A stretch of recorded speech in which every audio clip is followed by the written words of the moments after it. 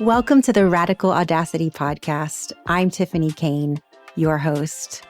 On this podcast, you are going to meet people that walk their own path, live life on their own terms, let go of other people's rules and expectations and the shoulds in life, and instead live life in their own truth, integrity, and authenticity. This podcast will give you the inspiration you need to live your own radically audacious life. Enjoy the episode. Hello, beautiful listener. Welcome to the Radical Audacity podcast. This is Tiffany Kane, the Heck Yes Coach, your host. And I'm here today to ask you a question. What would it be like to not have a drink? To not have that glass of wine or that glass of whiskey? What would it be like? Drinking is one of those few things that we have to explain why we are not doing it. We go out into a social situation, everybody's having a cocktail, and you say, oh no, not me, not today. I'm going to have a soda. I'm going to have a lemonade. And they say, oh, what is it? What's going on? Are you pregnant? Are you sick? What's happening? Why aren't you drinking? And it kind of blows my mind. And I have to say, I'm as guilty of that as anybody else. I also will question people. Oh, what's happening? Why aren't you drinking? And it's an interesting thing in our society where we view drinking as so normal that not drinking is abnormal. And we imagine that a life without alcohol must not be as delicious, not as tasty. I mean, who wants a steak without a glass of red wine, right? And yet, for many of us, we have tons of stories of how alcohol has actually hurt us, damaged our life, whether it's waking up the next morning with a hangover, going to a meeting not at our best because we were sick the night before, not showing up for our kids the way we want to show up for our kids. All kinds of stories, some small stories, some large, painful stories of how alcohol has damaged our life. My guest today, Allison, has a radical view on what life can look like without alcohol. She calls it juicy AF, which I think is amazing because, juicy as frick, right? Or juicy alcohol free. And she has such a beautiful way of approaching the subject of experimenting with the idea of what would it be like to be alcohol-free. Now, Kay comes to us with a background that is quite illustrious. She was the senior vice president at a global ad agency. She was also a single mom, and her drinking escalated to a point where she one day decided, I need to be alcohol-free. And once she made that switch, she was able to increase her income by 6 times. Yes, 6x her income. She met her dream man, who she is still married to and crazy about 21 years later. She's helped Fortune 200 companies, not Fortune 500, Fortune 200 companies generate $2 billion in new revenue. She's adopted a child, written 2 books, invented 4 successful businesses, traveled around the world, and currently lives in her dream home. Wow. She's an executive coach, a healer, and a clairvoyant. She lives in a pine forest in Colorado and meditates by a waterfall every morning. Yeah, that's a juicy AF life, right? I mean, amazing.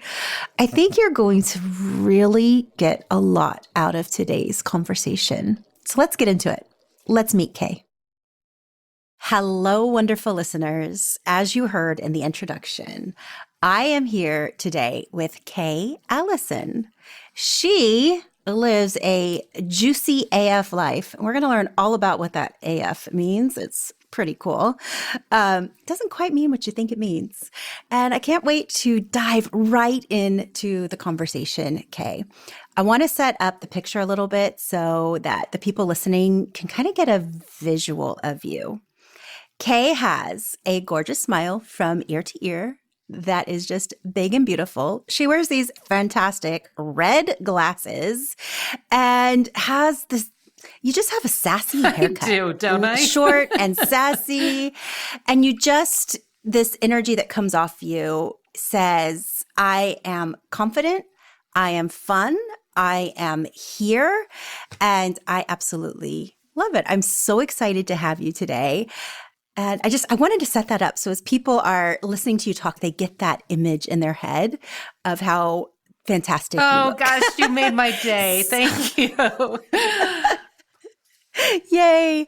All right, so let's dive into this juicy AF because it is so fun. I always like hearing a little bit of the backstory, and you have a really interesting backstory to getting to this juicy AF life. Will you fill us in a little bit on this backstory? I would so love to. When I was new into being alcohol free, I walked into a recovery meeting one day and there was a woman at the front of the room and she was gorgeous, well-dressed, well-groomed, articulate, had it all together. And she was telling her story. And out of her mouth come these words. It was 3 a.m. in my living room, and I was there with my husband, my boyfriend, and the police, and I thought this was perfectly normal. And she threw back this glorious mane of curls and laughed. And I felt in my body this wave of shock. Because at the time, I was buried under layers of shame and remorse and anxiety and regret and embarrassment and hiding, all wallpapered over with a sign that said, nothing to see here, pass right on by. And what she represented to me was a sense of sparkling aliveness and freedom. Freedom not only from alcohol, but freedom from the shame and the hiding. And that's why I started Juicy AF, which does mean what you think it means, but it also means alcohol free.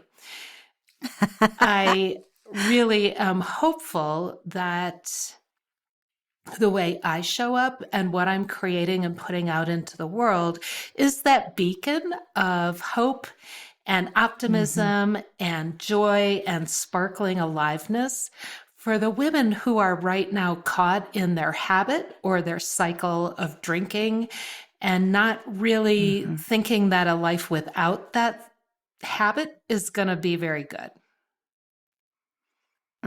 Okay. Can we step back even just a little bit more? Because you talked about all of these layers. The layers of shame and you just mentioned layer after layer. And then you said, but on the outside, I was wearing a sign that said, nothing to see here, just move on by. Oh, that was so beautiful. The image I got in my head when you said that was so vivid. And I could see that woman. I think all of us can see that woman because we've been that woman on some level. Where did all of those layers of shame and everything come from? Well, I don't think I was born with them.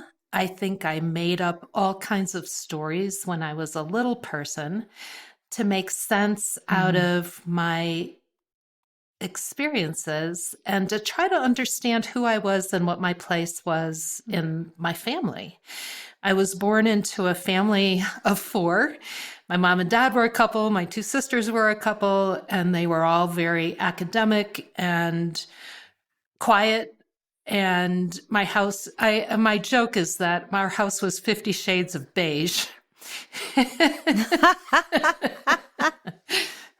And I you don't are think I not. own anything beige. You are No, colorful. I'm very colorful. Yeah. And I clearly didn't fit. I was into music and art and dance and acting. And my scientist family did not understand me. Plus, I was supposed to have been a boy. So existentially, I have felt like I was wrong kind of from the get-go.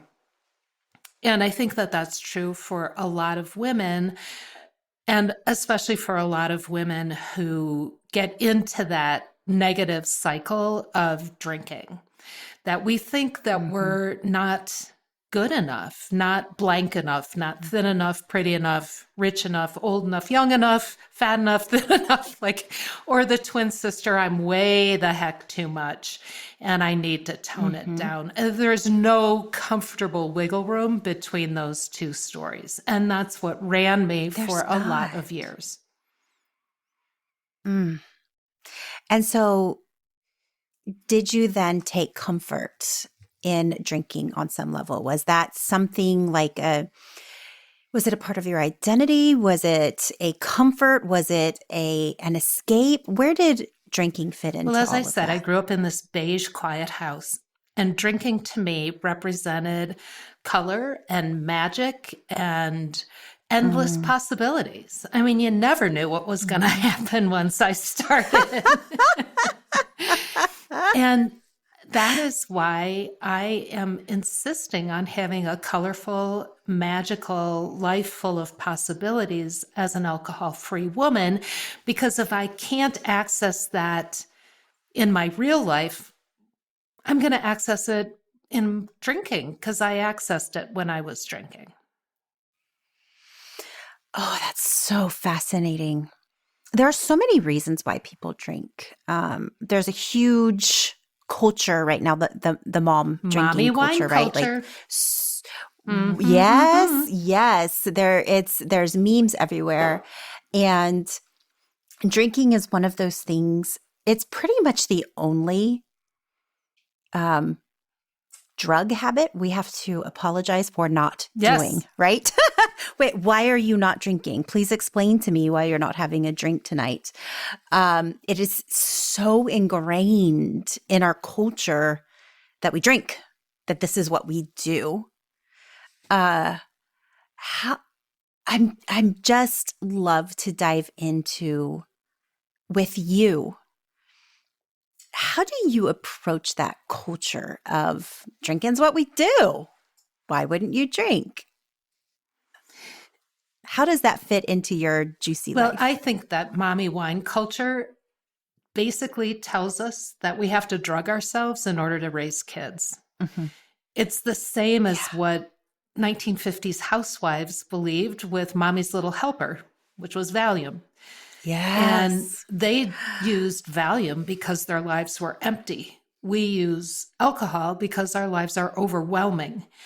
Here's where it gets insidious.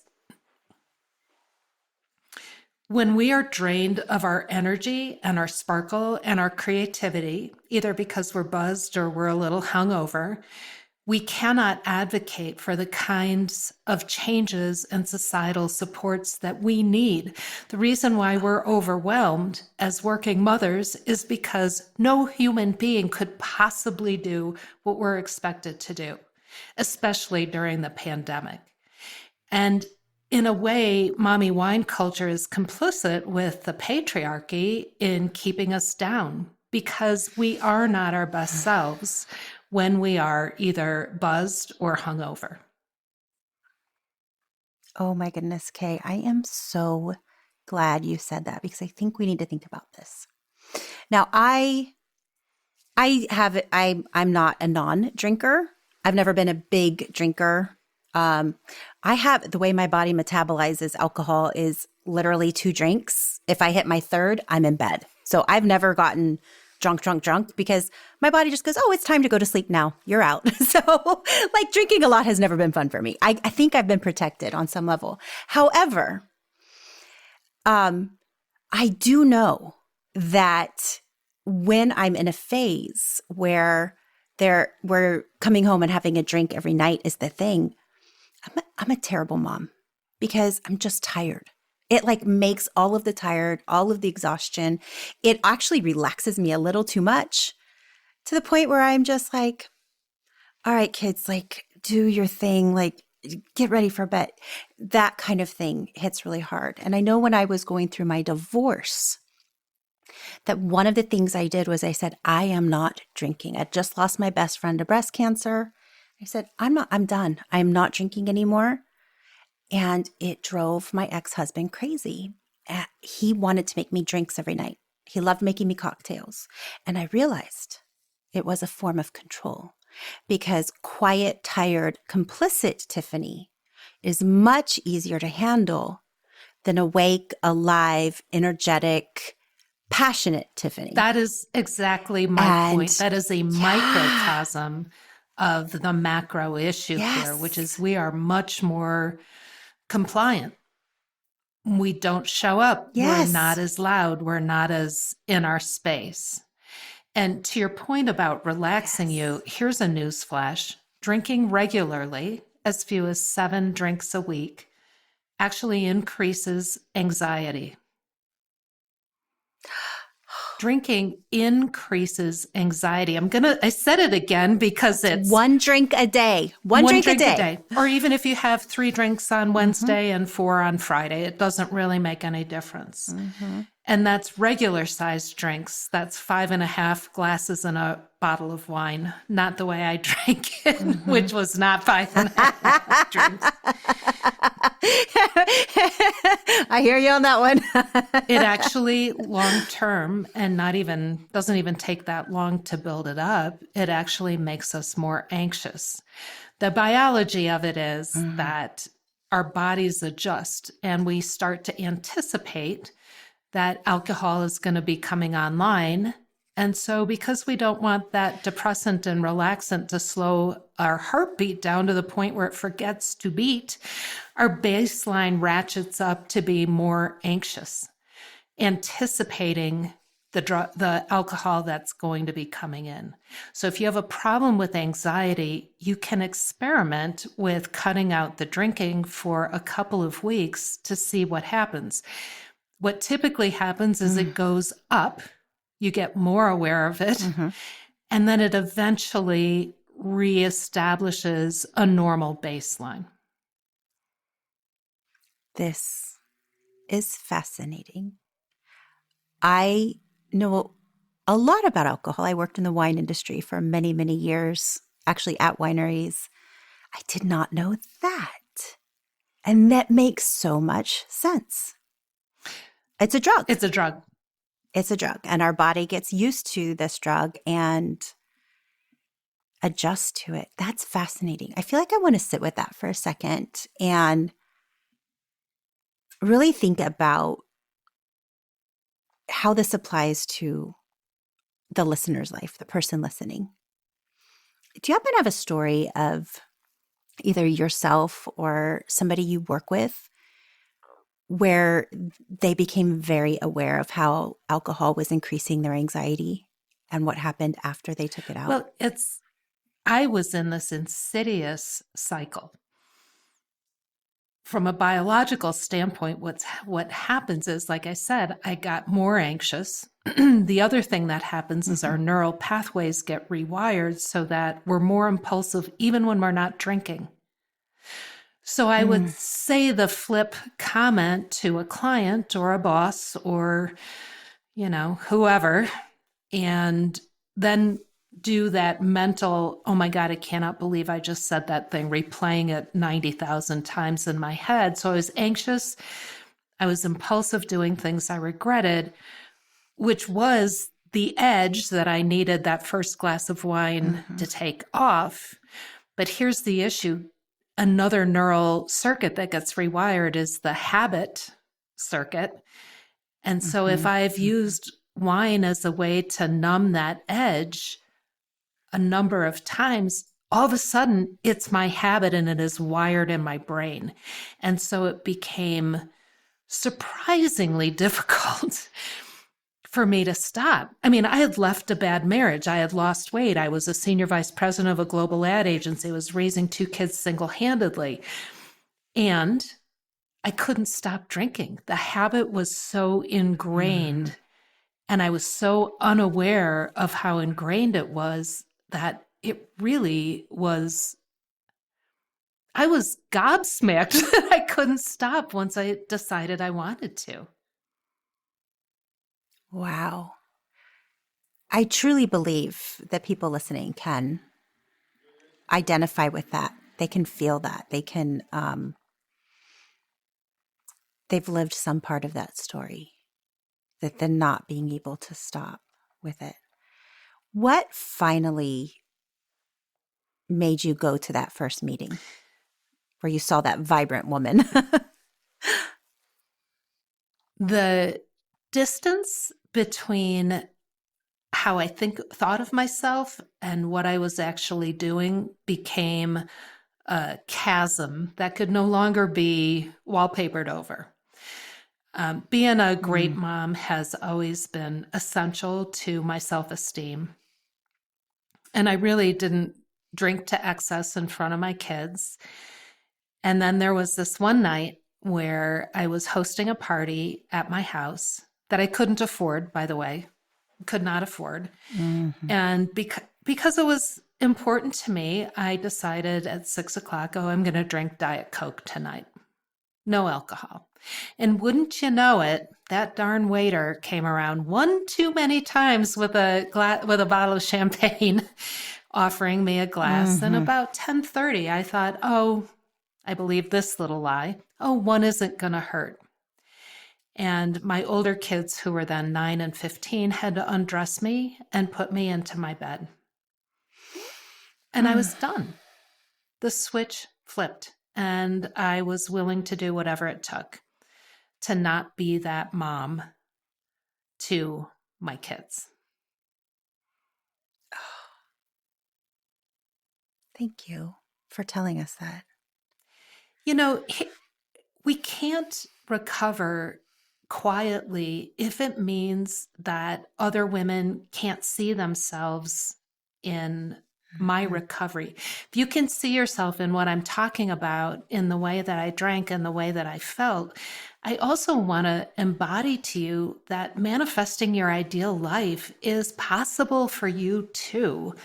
You don't have to be caught in that spiral. Oh my goodness. Okay. Now we're getting into the good, juicy part of this conversation. I love when we're able to get rid of the shoulds, get rid of the shame, get rid of all of those layers that you talked about earlier, all of those things that often bury us, make us put on a mask, and get us caught up in things like over drinking and all of that. So let's take off the shame mantle. Like, what are some of the layers, the shame layers, these layers that we get to get rid of to live that juicy life? I'm going to answer this just a teeny bit differently. What I didn't realize, what shocked me, was how much energy pretending that everything was okay was draining out of me. And here's what happened after I gave up alcohol. I increased my income by a multiple of 6. A multiple of 6. And I had been a senior vice president of a global ad agency. Number 2, I met and married a guy that I'm still insanely crazy about 22 years later. We adopted a child. I wrote 2 books, traveled around the world. I live in my dream town. In fact, I'm actually watching wild turkeys walk past my window while we're talking. And I really live my dream life. I think it's because all that energy that I was expending to spin a hologram of, look at how impressive I am out in front of me, got repurposed, and it just catapulted my life into 10 dimensions higher in every single area of my life. I think I had no idea how much energy that was draining from me. I feel like I could talk to you or listen to you talk forever because you create gorgeous images as you're talking Oh, that really help to bring this idea home, like help it to hit the core, the hologram, and the energy it takes to put that everything's okay hologram. Life is fine. It's fine. I'm fine hologram. And it does. It takes a ton of energy. when I was What unhappily allowed you married, to get rid of that? oh, let me first tell you one story. When I was Yeah. unhappily married to my first husband, we had best couple friends, and I thought that they were happier. They were just pretending harder. Mm. Yeah, I thought everybody was pretending.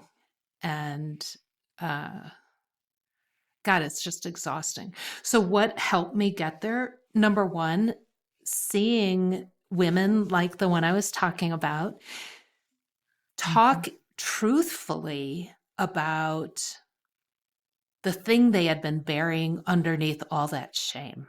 Just to be able to matter of Mm-hmm. factly say it.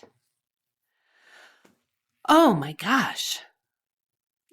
That in itself is so liberating. That's why when I got alcohol free and what I've created with the Juicy AF program is a combination of connection. So if I hadn't seen her do that, it never would have occurred to me that that was even possible. So that connection with other women that are walking through that circle of fear and women who have already walked beyond it is super important. Mm-hmm. And the second is to create a roadmap of what an alcohol-free life can look like, how to get to manifest your perfect life, your ideal life. And with 12-step programs, there's obviously 12 steps. With Juicy AF, there are 10 experiments that I invite people to come in and play with and learn from. And one of them is substituting a spiritual principle for an old story. So my old story was I Ooh. had to pretend. And the prescription for that, the spiritual prescription for that is rigorous honesty. Oh.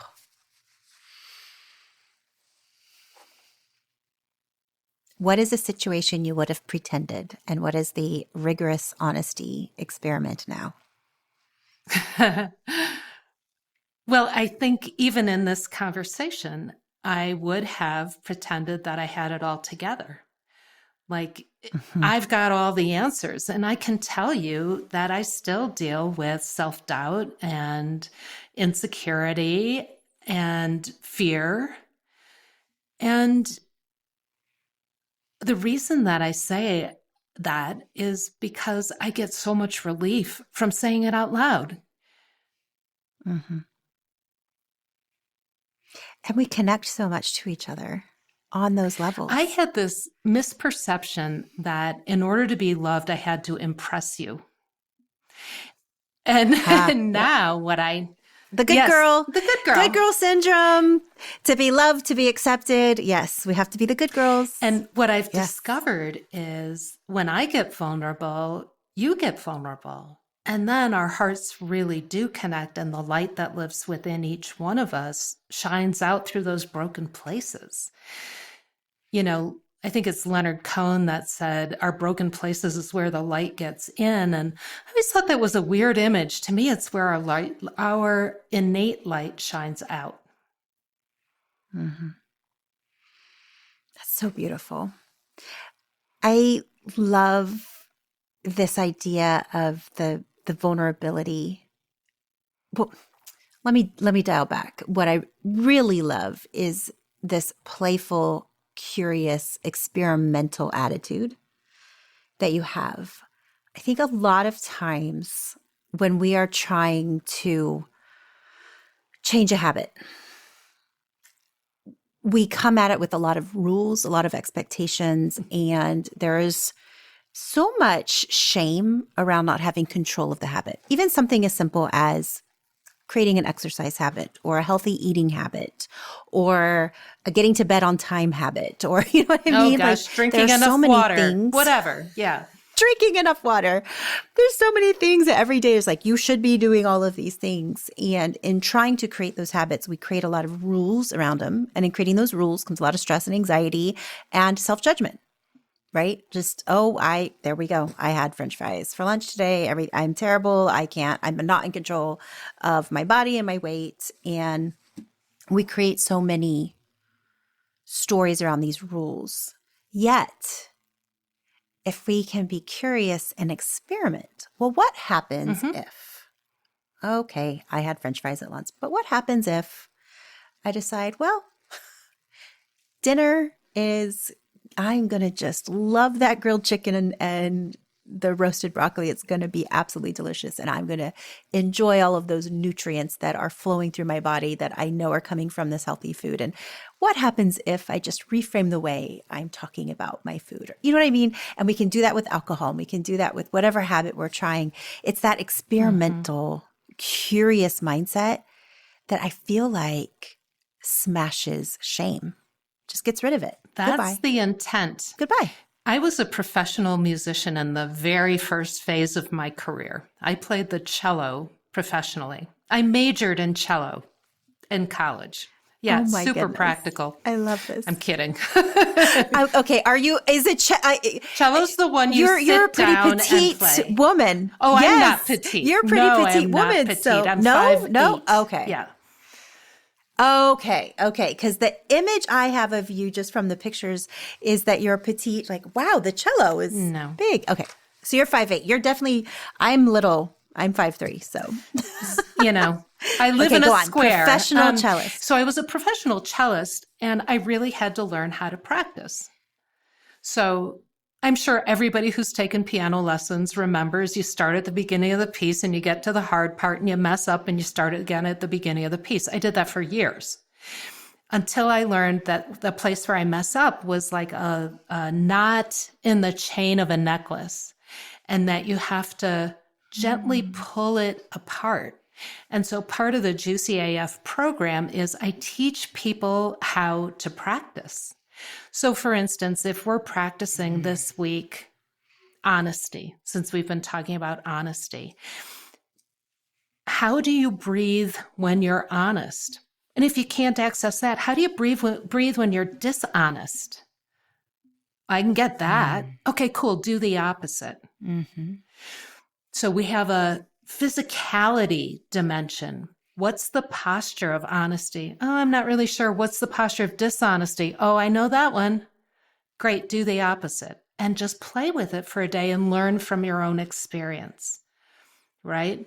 So there is one of the experiments is let's learn how to practice and see what you learn from your own experience rather than relying on any dogma that I might create.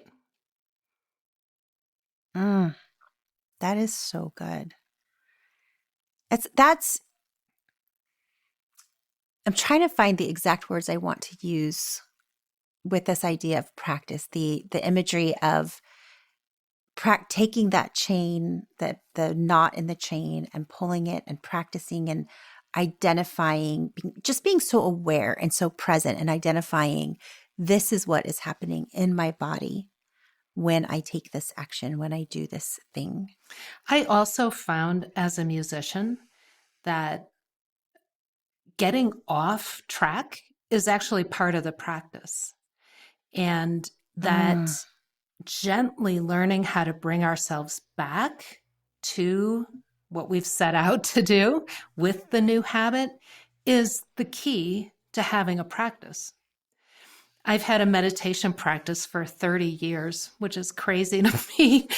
But what they ask you to do is to gently bring your attention back to your breath when you're thinking about your to-do list or whatever, because that is exactly what is supposed to happen and does happen to all of us when we start meditating. And that gently,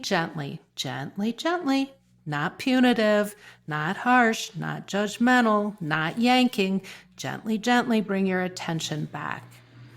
And I also find that making something as minuscule as you possibly can. Like, I want to start meditating. I say to the women I work with, great, 30 seconds. I want you to start with 30 seconds. You are not allowed to do any more than 30 seconds because it's more important to get the consistency going than it is to spend an hour in full lotus with the candles going.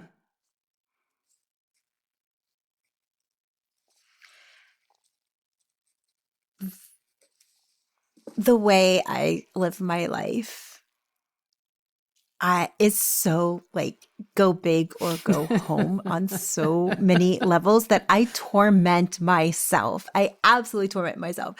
I mean, I listened to this, you saying, 30 seconds, meditate for 30 seconds. I'm like, I can do better than that. But I know my brain, I know my mind, and I know I have a very hard time meditating. It is guided meditation or sound bath meditation I do great with. But if I'm just sitting with me, myself, my thoughts, I know I have a hard time. And so I know that practice would be really powerful for me. And yet that overambitious piece of me is like, 30 seconds. I'm going to show her. I'm going to be her star student. I'm going to start with 30 minutes. Know. See, there you go, Kay. I do the same thing. But it's so harmful. It's so harmful to have that attitude, to have that mind, because that's not how changes are made. They're changes small. What I've learned in manifesting this juicy alcohol-free life is actually more unfolds for me in better ways when I'm not driving quite so hard, which is such an oxymoron. It makes no rational sense because I was driven. I had to be the youngest vice president, and I had to, I mean, that's my MO. You tell me I'm not good enough, just watch. And what I've realized from practicing these spiritual principles as my prescription to my old stories is that when I rely on flow and get into flow, magical things unfold that I never could have even imagined. Yes. Yes. Magic unfolds. When we are so driven for the doing and the achieving, it's almost like we're living on somebody else's rules, somebody else's, this is what you should do. This is the next goal you should strive for. You should be the youngest this. You should do that, or you can't do that. So, okay, well, I'm going to show you. But it's always, or very often, somebody else's image of what our life should or shouldn't be that we are almost battling. Right? Like it's almost like swords drawn, armor on, sweat dripping. We are going to live this freaking life, right? And when we strip all of that away and we go, but wait, what do I want? The magic here. Here's the magic. We've all created our realities. All this talk about manifesting, where you are right now, you have manifested. Through choices, through behaviors, through decisions, through, who you decide to be around. Where you are right now, you have manifested. And if you don't like it, the great news is you know how to create something. You've already created that. You can take the same thing and create something that's going to fit better for you. It's not that you don't know how to manifest. It's that learning how to do it consciously, you might be able to create something that fits better for you. That is so good. We can do it. It's we've already done it and we can do it. I love this. What is an activity? We're on manifestation. So let's hang out here for a second. What is an activity for somebody? Because I know there are people listening that are going, okay, fine, manifest. She said I manifested this life I have right now. Okay. But how do I manifest the life I actually want? Do you have one of your experiments, one of your activities, one of your things that you do with people to kind of help them play with this idea of manifesting what you actually want? I absolutely do. And it's called creating your ideal future self. And so what I ask people to do is to daydream about their ideal future self. And you don't have to put any time on it. It could be by the end of your life or experiences you want to have. It could be, I'm going to pick an object that represents my ideal future self or a picture. And then if it is an object or a picture or a list of places or experiences you want to go, ask yourself why those things are important to you. What I want to get down to is when you wake up in the morning, what or who do you see? Is it the Eiffel Tower? Is it the Nile River? Is it a horse? Is it a hunky guy or a really hot girl? Like, what do you see in the morning? What's your hair look like?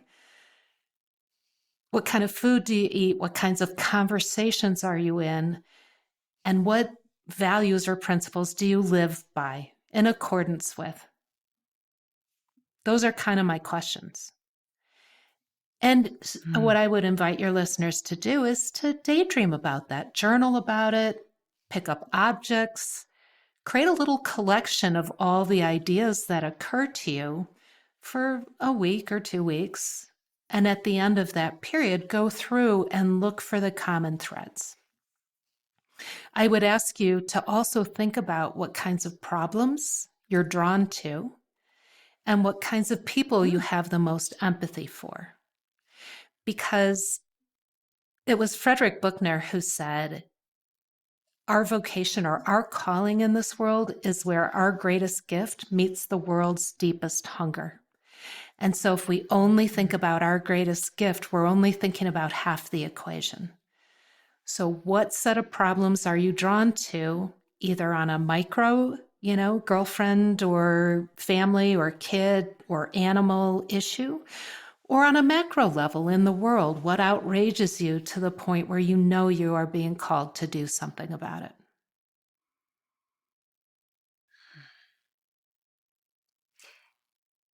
This is powerful advice.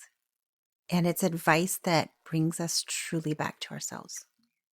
Truly, 100% back to ourselves and creating what we want for ourselves, not what anybody else wants for us. But we sit with ourselves. I love that you have people work over a period of time on that as well. Because often what we think we picture for ourselves on one day may not be what we picture the next day based on circumstances and emotions and challenges and things that happen. And so if we look over a longer period of time and we find those threads over a longer period of time, then we're really creating that full picture of what we care about, what we dream about, what we want. And we are so in a society that's about right now, pleasure right now, the whatever your pain you're experiencing right now, relief from that pain right now, just such a consumer right now society that if we can practice that longer term, who is my tomorrow self and what does she want? What does she care about? It goes hand in hand with one of the first experiments that I invite women in my program to do, which is to take a piece of paper, draw a line down the middle, and in the left-hand column, make a list of all the things that drinking gives you. Because we wouldn't keep doing it if we didn't get something from it. And then on the other side, to make a list of everything that it costs you. And then I asked the question, what do you notice about the time frames of what it gives you versus what it costs you? And what I noticed when I did this was what it gave me was very short-lived. I felt pretty, I felt sexy, I felt funny, I could be outrageous. But longer term, I was doing things I didn't feel great about. I had anxiety. I had a lot of remorse and shame. I had to do a lot of pretending. I put myself at risk. There's a time element there. Yeah. Yeah. Definitely. Thank you. You're welcome. I feel like this conversation today, I came into the conversation excited. I knew it would be good. And I knew you'd talk about some really interesting things that are important. This being true to who you are. And there are many people that alcohol is hurting them. It is hurting their life and their quality, and they need help. And I love the way you do your work. So I knew coming into this conversation that I would enjoy it. I feel like I'm coming out of this conversation with a new experiment, some new things that I want to try, just going out there. Like I said before, alcohol has never been a massive problem in my life, but I do know that I enjoy a good whiskey. I enjoy a good glass of wine. I know it enhances, but I think I'm going to be a little more curious about, is this actually enhancing the experience the way I imagine it's enhancing the experience? Especially for the next morning, right? Like, especially if my goal is to get up and exercise in the morning, and that glass of whiskey that I had the night before made me not sleep so good, and then I'm waking up kind of groggy. Like, is that actually what I want? I think I'm leaving this conversation curious about all of that. So thank you. That really This is means so great. much to me. I mean, the word alcoholic doesn't help anybody. I mean, I was never No. diagnosed with any kind of alcohol use disorder. And what I'm trying to make accessible to women like you and, women that are maybe drinking a bottle of wine over the course of a week is Mhm. you can experiment with being alcohol free. It's an invitation to come and Mhm. play and get curious and see what happens. Because if it isn't better AF, double entendre intended, why bother? Yeah. Yeah. And I have a feeling, well, I know because I've gone multiple times in my life where I have been AF, and I lost weight and I had more energy and felt more in Yeah, control. right. Like real in control. Like, yeah, I'm good. I've got this. So, Yeah, thank you're you. so This is a welcome. beautiful I love conversation this today. conversation. Me too. I feel really, really good and excited and curious. So I love this. And I hope the people listening, I hope you listening are hearing the beautiful, non-judgmental. I love that you're not using the word alcoholic. I love that you're not using the word disease. I love that you're just saying, what would it look like to not, to go a week or two or four? Like, what would it look like? Um, with that in mind, is there any, before we switch over into kind of the fun, getting to know you a little bit of a different way, is there anything else you would like to say to the people listening? Well, I would love to invite all of you to come participate in my 21-day alcohol-free experiment. juicyaf.life/21, the numbers 21. And I'm offering it for half off right now. It's 21 days where you'll create new habits to replace the drinking habit and get really clear about your ideal future self. And we'll start talking about the guide to get there. And it's only 21 days. days. That's fun. That's it. It's cool. I love it. All right, let's switch over into getting to know you a little bit better on a different level. We are big, giant book nerds over here in the Radical Audacity world. And when I say we, I really mean me. So I always love knowing what people are reading. What book are you reading right now? Oh, I have a stack of 12. I read like you do. I love it. I probably read 3 or 4 books a week. Like I read. Oh my Yeah. gosh.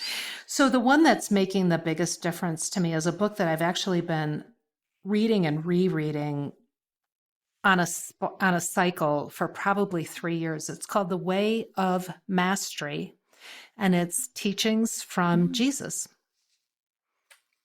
Hmm. Tell us a little bit about it. Well, it's a trilogy, and Oh.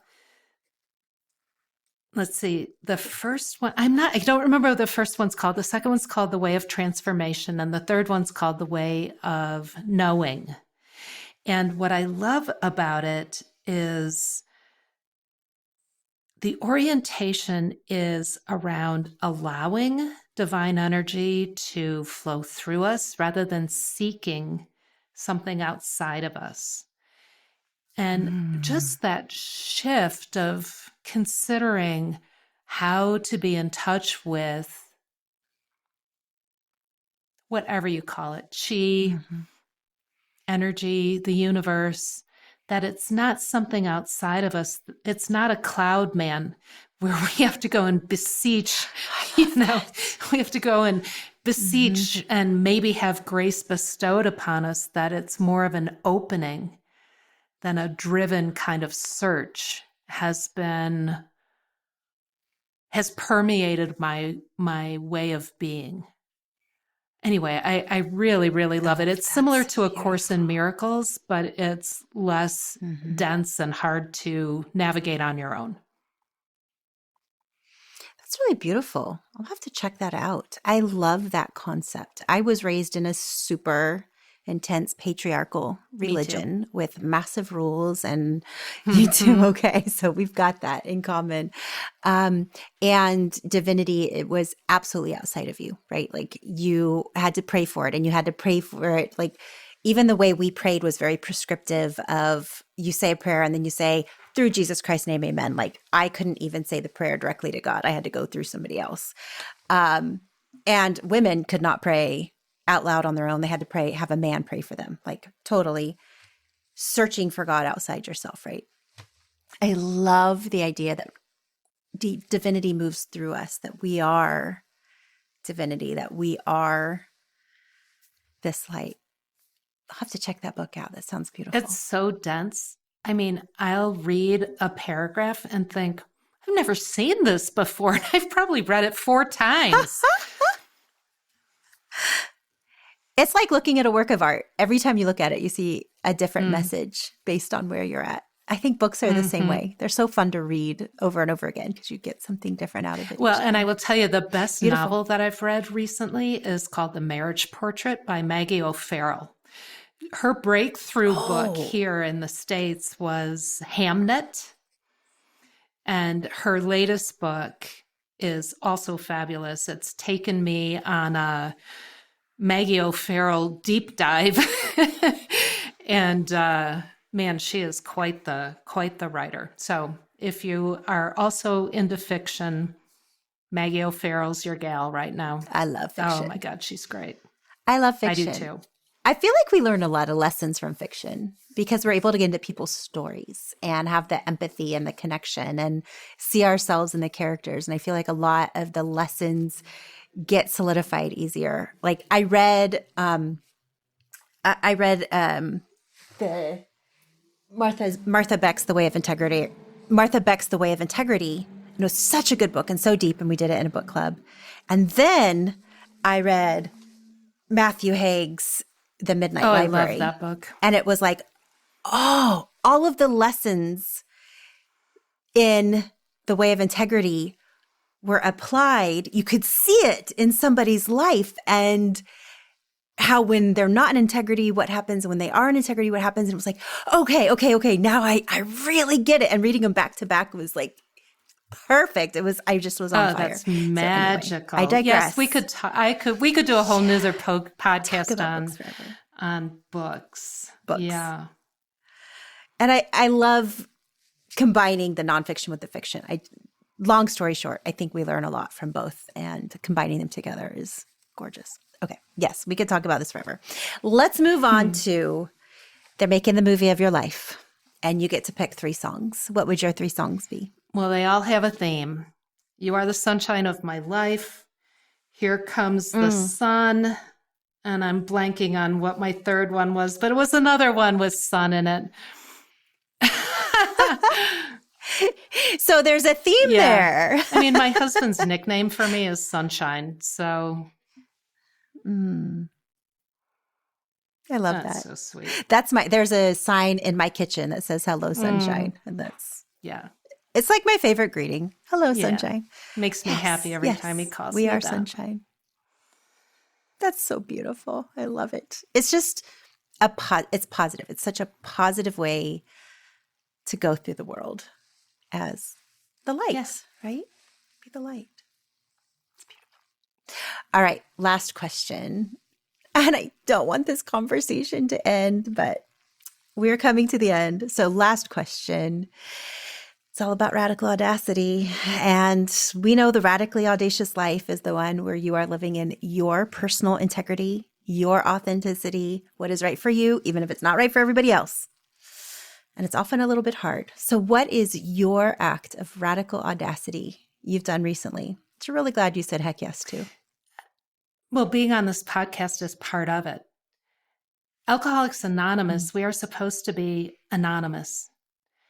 And so for me, speaking out about being alcohol-free and being very out about my story was very scary. I mean, I've been sober for 23 years. The people that hired my company, so the first company I created, we helped Fortune 200 companies invent their next $100 million platforms. So I was hired by like the CEO of Kraft Foods and like all of these very senior level people. They had no idea that I had had an alcohol problem. And so now I'm out. I am very out. I'm very public about saying I'm now alcohol free. And it's my truth.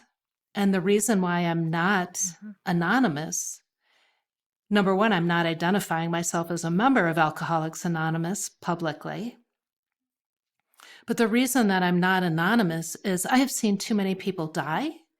And I have seen so many people who decide to experiment with going alcohol free, and they come in and their skin is ashen and their eyes are cloudy. And 30 days later, that pilot light behind their eyes has burst back onto life. And there's nothing more meaningful to me than witnessing that. And that's why I am being radically audacious and speaking my truth on a public platform. And thank you for doing that, because I know for a fact you are helping so many people. Anytime we can take the veil of shame away from something that is so very human to experiment with different things in our life and find what works and what doesn't work for us. And sometimes we have control over things in our life and sometimes we don't. It may be food. It might be alcohol. It might be drugs. It might be love addiction. It might be sex addiction. I mean, there's so many things that so many of us experience in our life that we hold onto shame, when in reality, there's so many of us that experience it. And if we can just connect and say, but that's not shameful. That's just a part of your human experience. How beautiful would the world be if none of us had shame? It's so beautiful. We'd all be so connected. That's very true. And be able to help. Very true. The way you're helping, Thank you. Which is wonderful. Well, I hope that I've at least planted a few seeds in a few people's minds.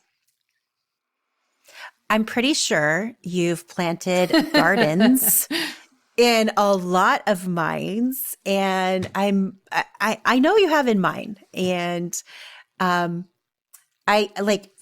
came into the conversation excited to hear what you had to say, but not really thinking it would change anything for me.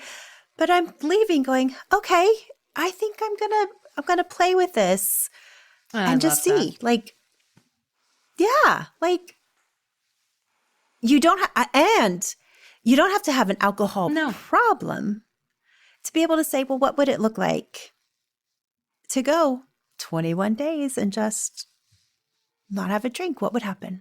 What would it be like? I think that's fun. It's a fun experiment to try. So this has been great. Okay, you mentioned before how they can find your program. How can they find you? As I know people are going to want to reach out to you. Best place is Instagram at join_juicyAF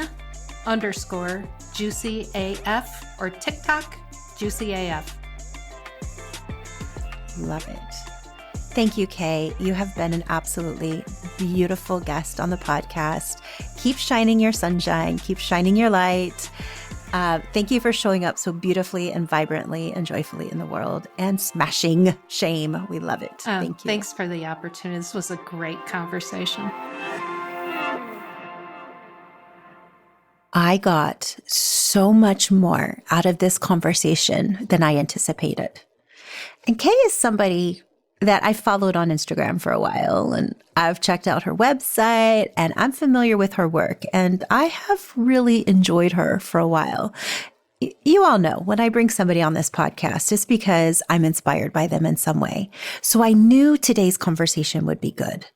But what I didn't know is the power that I would get out of it and the different way I would look at my life and the way I approach drinking, eating, exercising, like even all of my goals. Like this really got me thinking about, how can I approach things a little bit differently? Drinking's never been a huge problem for me. My body doesn't do well with alcohol anyway, so the idea of getting drunk has never been a fun experience for me, a fun concept.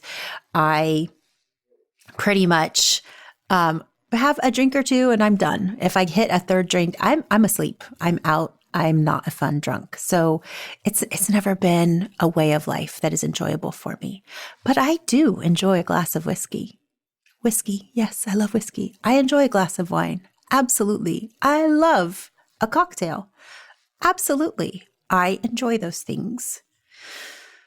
So I came into this podcast episode thinking it's going to be a fun conversation with Kay, but it doesn't really apply to me so much. And I am leaving this conversation completely transformed, thinking, a lot of this does apply to me. I love how she said this mommy wine culture is a trope that feeds into the patriarchy. Now, you all know how much I love talking about the patriarchy. This is not anti-men. I love men. Patriarchy hurts men as much as it hurts women. But patriarchy is all about controlling women. The mommy's little helper of the 50s was when women were bored and stuck at home. And now this mommy alcohol culture is we are overwhelmed and overworked and juggling too much. And this come home and have 3 or 4 glasses of wine at night just to function creates women that are not working at our best ability. And that's good for the patriarchy when we're tired, when we're exhausted, when we have a hard time getting up in the morning, when we just don't have the energy to work on that project that we wanted to work on after the kids went to bed because we've had too much to drink. That's good for the patriarchy. It's not good for women. And I thought that was really interesting how Kay brought that out. Very interesting. I feel like I want to dig into that with her more. She and I sat and talked after the interview for a little while. And I'm like, oh my God, I wish we could do a whole episode on this idea of the correlation between alcohol and patriarchy. Don't worry, I'll bring her on Instagram live so we could talk about that more. She also talked about how alcohol raises anxiety. Oh my God, that was so fascinating. I've never heard that mentioned before. The correlation of alcohol and anxiety and how it changes the chemistry in your brain. And then you live on this constant anxiety hamster wheel. And I know for somebody like me that has a lot of anxiety anyway, this is a really important thing to consider, an important thing to think about is that, glass of whiskey at night to take the edge off, actually making the edge worse. This is really interesting. And I loved her playful, creative, curious, experimental look at living life alcohol-free. And I feel like that curious, experimental mindset can be applied whether you want to try going alcohol-free for a certain amount of time, you want to be curious and playful about changing eating habits and exercise patterns and sleep patterns and all of those things that we know will give us a healthier, better life that we often have such a hard time implementing as habits. Well, what if instead of looking at them in such a rigorous way where we feel shame when we can't keep up with you have to eat this certain way, you have to not drink, you have to exercise daily. What if we were curious about it and we experimented and we said, well, let's try it for this amount of time. What happens? What changes for me? What improves? What gets better? What gets worse? How does this affect my life? Doing this habit, practicing this habit for a certain amount of time. I thought that was really, really powerful. I hope you enjoyed this episode as much as I did. I hope you enjoyed this conversation. I hope it made you think just a little bit differently. And if it did, please reach out and let me know. I absolutely love it when you reach out to me. I don't know, Instagram DM. It's a great way to reach out to me. But when you DM me or you email me and you say, Tiffany, this episode made me think. I took notes furiously. I shared this episode with a friend. When you do those kinds of things, it really feels good. So I encourage you to do that. Reach out to me, share this episode with a friend. Remember to press the subscribe button if you haven't already on your podcast player, or the follow button. And that way you get every episode when it's released. Thank you so much for listening. I hope you live your most amazing life. And I hope this episode has helped you to do that. And whatever you do, remember to raise the volume of your voice. I'm listening.